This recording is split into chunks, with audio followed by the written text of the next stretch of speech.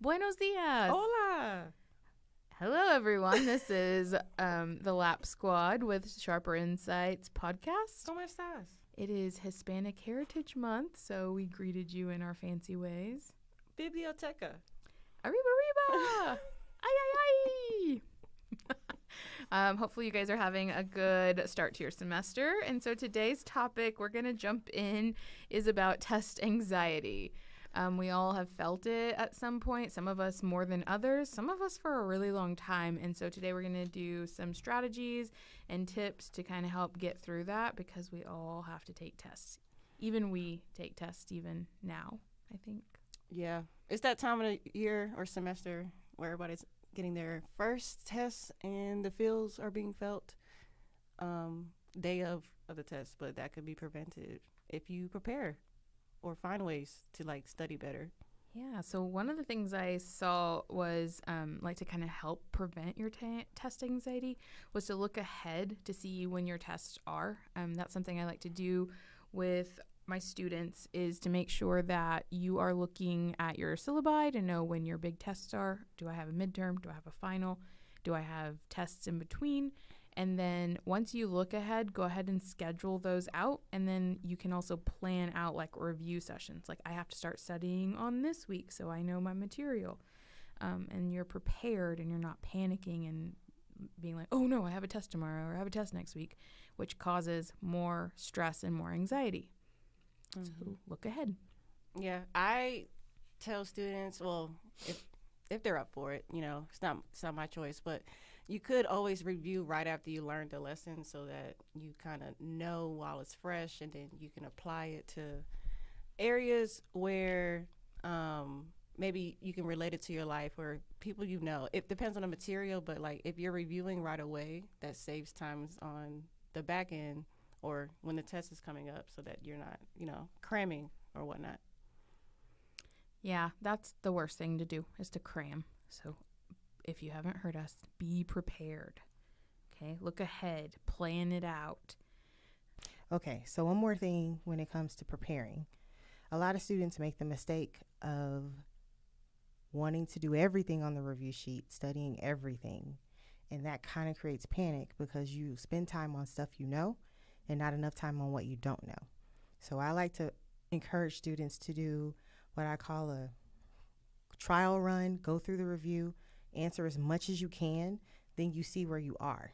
Then you know what you need to focus on. The things you know well, you save that for a review at the end of your study. But the stuff that you don't remember, the stuff that will take more time to solidify in your learning, focus on those things.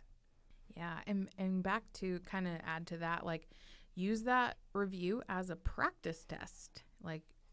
Go through it and exactly what Candace said, what you don't know, really focus on that. If you don't have a practice test or review, make one. What? That's a thing? Yeah. How do we start? Where do we start if we need to make one? Go to the course schedule, look at the topics that you have studied. If they gave you PowerPoints, what were the main points? If they gave you a slide at the end that said focus on these things, hint, hint, that's on your exam, focus on those things.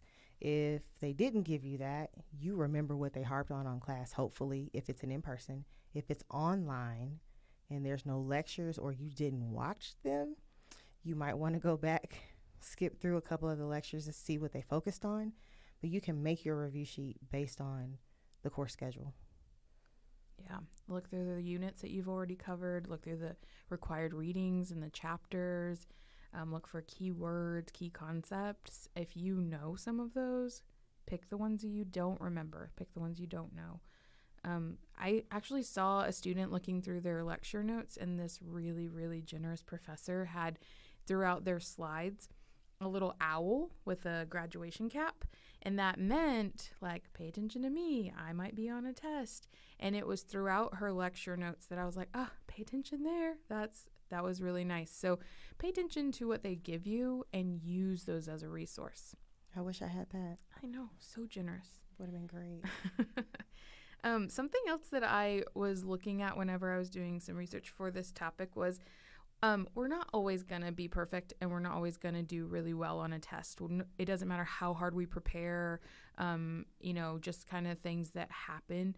I want you to make sure, though, that you understand I worked really hard and I did my best, and then create an action plan for what to do after you get a disappointing test score, because that might happen. That's reality. Sometimes it might not be you. It might be the test. It might be that content wasn't covered properly.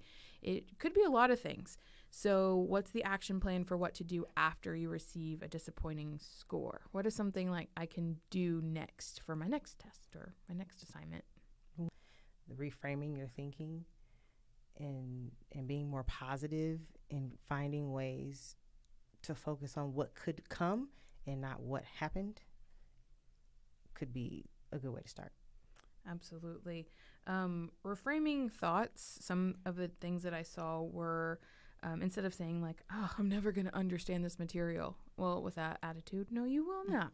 However, if we can train ourselves to, instead of saying those things, say something like, I have the resources, I have the capability to understand this material, or I know that it's okay to get help if I can't do it on my own. So being able to say those things to you and yourself, and to actually like go and look for those resources and actually ask for help and actually gain an understanding, that's a different mindset. Yep. I've also done something hard before and I was successful. I can do something hard again and be successful again.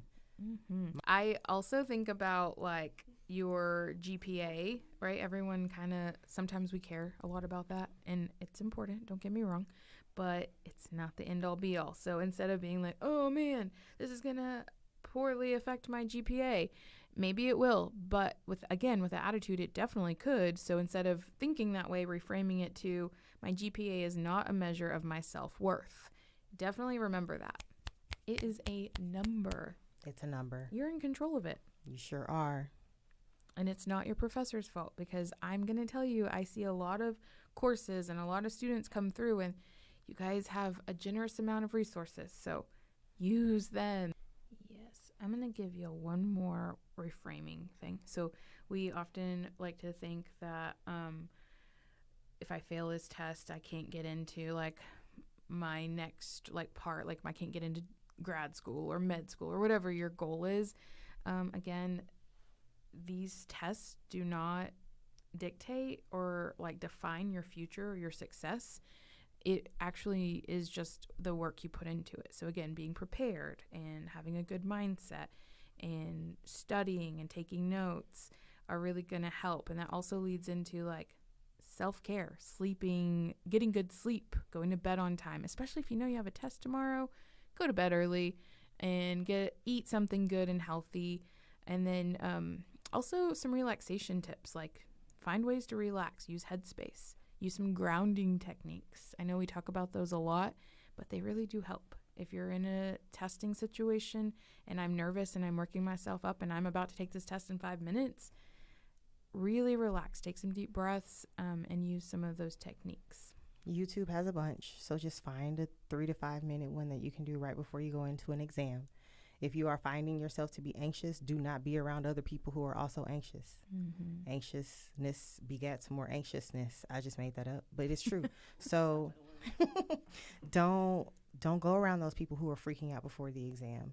A lot of our anxiety for exams comes because we didn't prepare properly. And prepare is not just studying. It is what Lauren said, sleeping. It is eating. You cannot go into an exam hungry. You have the fueling station. Go get you a snack. Put a little something in your stomach so your stomach's not growling. And then here you are in the middle of the exam. You're embarrassed because it's growling loud. and then you're hungry. You're thinking about food and you can't focus. So do those things. You want brain food. Don't do the greasy foods before an exam if you can help it. Do some granola bars, some protein, something to hold you over. Hydrate. One of the tips was to get to your test early. So knowing what time it is and then getting there anywhere from 10 to 15 minutes early so that if you feel kind of nervous, you can kind of look over your review briefly. Or you can just sit and chill. And I'm with Candace. Like, don't sit next to people who are like, oh my God, I didn't study. I'm not ready for this. Like, sorry, I'm ready. I'm ready. And then you move and you go sit and just chill because you've got this. Yep. So with anxiety, you're also like thinking future. Try to, going back to grounding, kind of stay present. Think about what you did to prepare, what's in front of you right now versus what could happen later, because it didn't happen yet. So don't think about it. That's easier said than done, but it could at least calm down some anxiety. Well, I think we kind of touched a little bit on test anxiety. Hopefully you've got some new tips. If you haven't tried any of these, definitely give them a shot. First things first, though, go to class, listen, take notes. And, if you're doing that, you're going to be fine. If we're not doing that, maybe start there. Sí se puede. Sí se puede. All right. Hopefully you guys have a good first test or round of tests. And as usual, I hope you left here a little sharper.